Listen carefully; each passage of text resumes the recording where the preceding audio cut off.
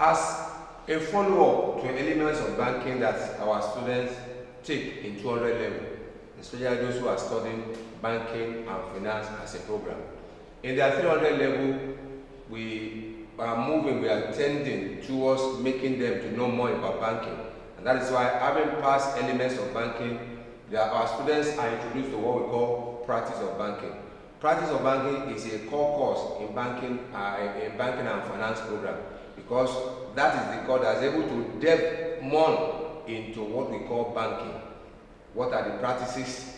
What are the laws? In this course, we are going to look more at the precedents of what has been banking, what are the laws guiding banking in this country. Some of them might be judicial precedents, some of them might be what we can be able to get from law of banking. And like we know, most of our laws in this country are laws that usually we are able to derive from our colonial masters. So in this course, we are going to look at practice of banking.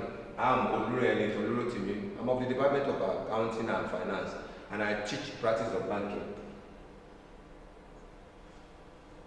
Quite often, we always talk about relationship.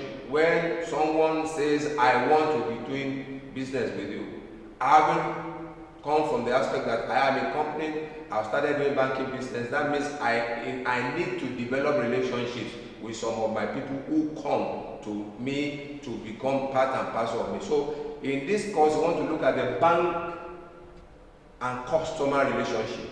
What are the laws guiding the relationship of bank and customer? Some of these relationships, we want to see them. Although banks start like keeping valuables for their customers by being jewelers that keep jewelries for people, but banks have moved beyond that, and they are now delving into areas that we might be able to call special relationships. But like I said, banks started as keeping valuables for people in the olden times because of the goldsmith of those periods of the earlier times who have a strong bond for keeping their jewelries. That is how banks start from. But banks have moved from that bailment, that bailor-bailee relationship of keeping valuables. Banks have moved to levels that banks can be trustee, banks can perform other functions that are beyond the earlier one they started with. So, one thing we have to know that the relation between a bank and customer is based on contract, and which the bank says, I'm going to accept money from you, and whenever you need your money, I'm going to pay it back to you based on certain conditions, and that is a contract, because the rudiments of contract is that I offer to do a service for you, you accepted to take that services, and that's how contracts start from offer and acceptance. So when the customer says, I want to become your customer, and the bank accepts, that is a contract, and we'll be able to see that under this, that is one of the relationships we'll be able to see, apart from the bailor-bailee relationship we have seen in the earlier time. So one of the laws that is guiding one of the other relationship of bank and customer is the contract. It's contract, and in this one we'll be able to see that customers are able to enjoy the services provided by banks. Quite often there have been a lot of challenges of who is a bank, or what is a bank, who is a customer, or what is a customer. In this course, we are able to see that for you to be called a bank, you must have been licensed to carry on the business of banking. Not just because you just call yourself a bank. For you people to say this is a bank, you must have been licensed. And those are the conditions, that there are some conditions that needed to be conformed with before the recommendation we made to the central bank to give you that license. But we always want to look at, quite often, there's always an anomaly in who is a customer of a bank. That anomaly has always been in existence, that who is a customer of a bank. It is something that quite often when people go to banks for one reason or the other, maybe to cash a check, or maybe to buy bank grab, or to pay school fees of their work for their children, they will say, since I've been going to that bank, I'm your customer.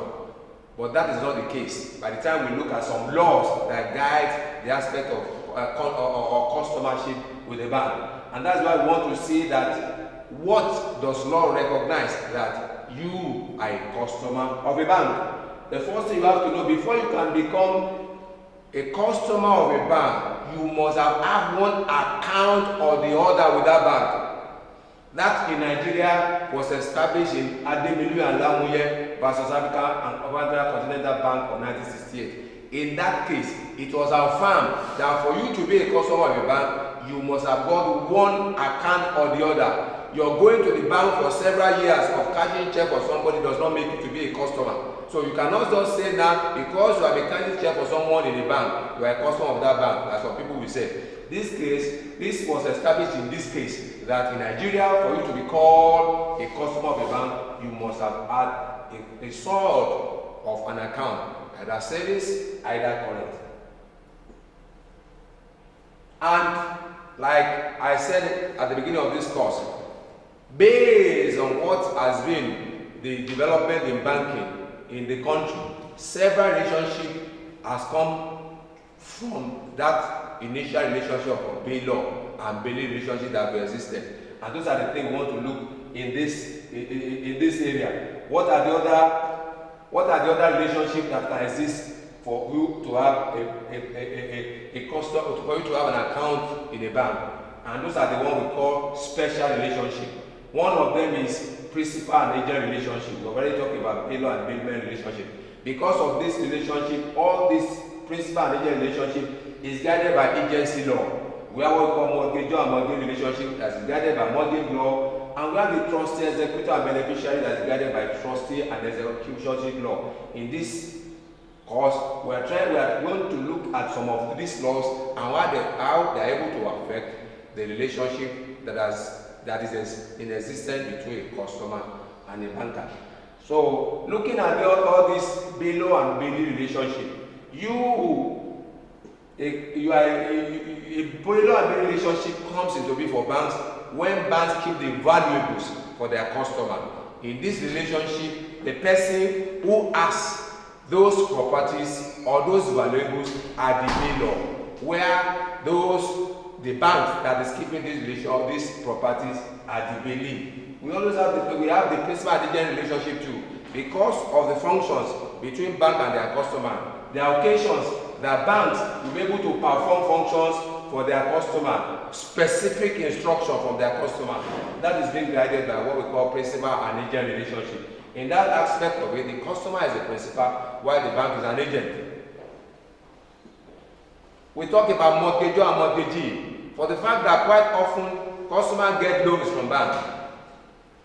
And in that aspect, the person who is pledging that property is the mortgagor, where the bank for whom this property is pledged to is the mortgagee. And like I said, along the line, because of some of this relationship, it has widened that we're able to see that someone who has property and he wants to make arrangement for his children after death, that sort of a person can choose the bank to be a trustee for some of the things he has to be there. So in essence, under this topic, we are able to see broadly the nature of bank-customer relationship that has moved from the bail-law relationship of the olden times.